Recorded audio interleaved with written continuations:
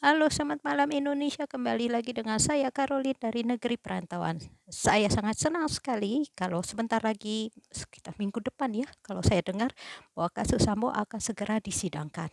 Ya, kita kawal aja kasus itu, persidangan itu supaya hukumnya bisa berjalan dengan lancar dan sesuai dengan apa yang dihidamkan oleh rakyat Indonesia, bahwa kebenaran itu boleh nyata ya, dan keadilan itu boleh berjalan.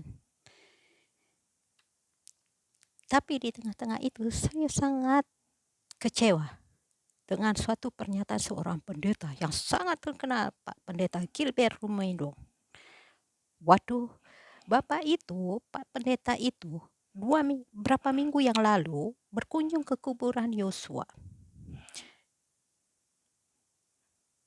Setelah berkunjung ke kuburan Yosua, mendekati keluarga Yosua, habis itu memberikan pernyataan menaikkan lagi kasus pelecehan seksual. Waduh, berarti waktu Bapak datang ke situ, Bapak tidak punya hati ketulusan. Ketulusan Bapak tidak ada. Kalaupun ada cuma sedikit. Karena kalau memang Bapak tulus, Bapak tidak akan mungkin menaikkan kasus lagi pelecehan seksual yang sudah diberhentikan dan sudah terbukti tidak ada bukti dan tidak nyata. Nah, ini yang saya kecewa dari perbuatan seorang pendeta. Seharusnya dia diam aja. Diam aja, gak usah cari ketenaran. Dia diam aja, dia doakan saja. Fokus saja ke Tuhan, doakan masalah ini supaya cepat terselesaikan. Dan semua akhirnya berujung-ujung pada pertobatan dan bisa terselamatkan. Walaupun dia harus mengalami masalah hukum, dia harus masuk ke dalam penjara. Tetapi kalau di belakang itu ada pertobatan, kita sangat bersyukur.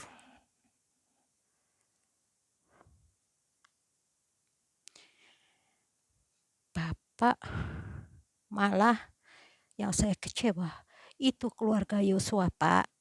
Itu keluarga susah, keluarga tidak mampu. Dia cuma mengharapkan dari doa. Karena kalau dia mesti bayar pengacara, gak mampu dia. Mahal begitu. Tapi apa? Setelah kejadian itu, kalau kita bisa lihat ya Pak ya, setelah kejadian itu, waduh, luar biasa. Tuhan, pembelaan Tuhan terhadap keluarga itu sangat luar biasa. Karena apa? Pengacara dan banyak dukungan dari rakyat Indonesia semua. Kalau melalui keuangan mereka tidak mampu, tetapi Tuhan mampukan lewat dengan cara lain. Mereka mendapat dukungan, mereka mendapat support, semua serba gratis, Pak. Mereka nggak punya duit, tapi Tuhan kasih fasilitas yang lebih dahsyat. Itu karena apa? Karena doa.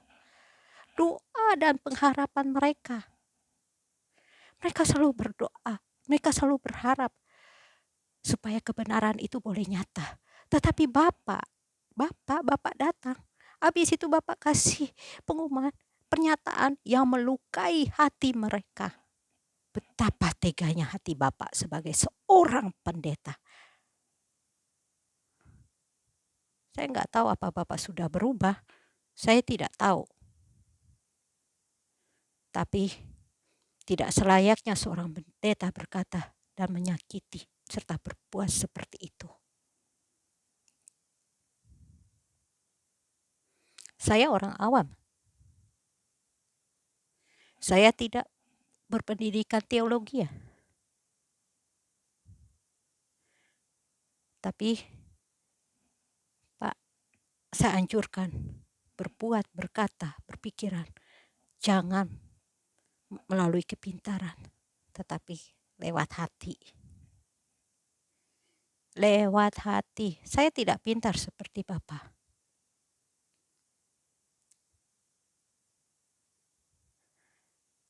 Saya tidak mengenal keluarga Yosua. Saya tidak bisa memberi bantuan apa-apa kecuali doa.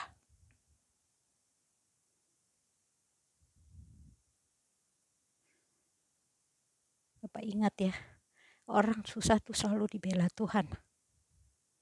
apapun, dalam keadaan bagaimanapun. Karena kehidupan orang susah, mereka lebih berpasrah kepada Tuhan daripada orang-orang kaya. Orang-orang kaya tidak pernah puas dengan kekayaannya, selalu mengejar, dan selalu mengejar.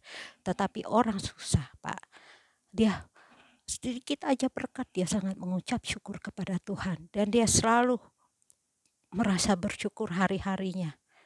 Walaupun dia tidak kaya, tetapi hatinya kaya. Dikayakan oleh Tuhan. Karena kedekatannya dengan Tuhan. Orang kaya dibeli dikit, dikasih sedikit, rasa kacang-kacang. Tapi kalau orang miskin dibeli sedikit, wah rasanya luar biasa. Itu beda orang kaya dan orang miskin, Pak.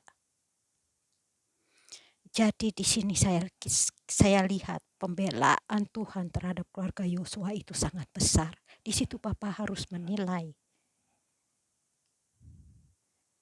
Bahkan didukung oleh banyak dan ribuan jutaan bahkan oleh penduduk Indonesia, warga negara Indonesia.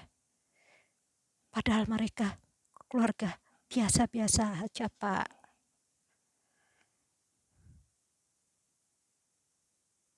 Ini sebenarnya buat kita, orang Kristen, harus jadi pelajaran.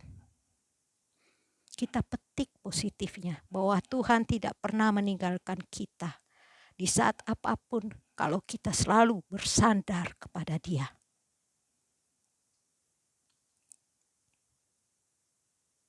Itu kasus Sambo itu kenapa saya ikuti, karena saya melihat, wah Tuhan itu luar biasa. Tuhan itu begitu setia mengawali keluarga ini, walaupun hatinya terobek-terobek, tersayat-sayat, tapi tetap Tuhan kawal. Oleh sebab itu saya berharap semoga kasus ini segera selesai dan keluarga Yosua, keluarga Brigadir Yosua diberikan kekuatan, kemampuan oleh Tuhan, serta kiranya hati mereka yang tersayat dan terobek-robek boleh Tuhan sembuhkan kembali lewat doa-doa kita juga. Demikianlah, singkat saja, saya nggak mau panjang lebar. Hanya sekian dulu dan saya ucapkan terima kasih bagi pendengar setia. Dan jangan lupa dong di like atau subscribe. Terima kasih ya. Selamat malam.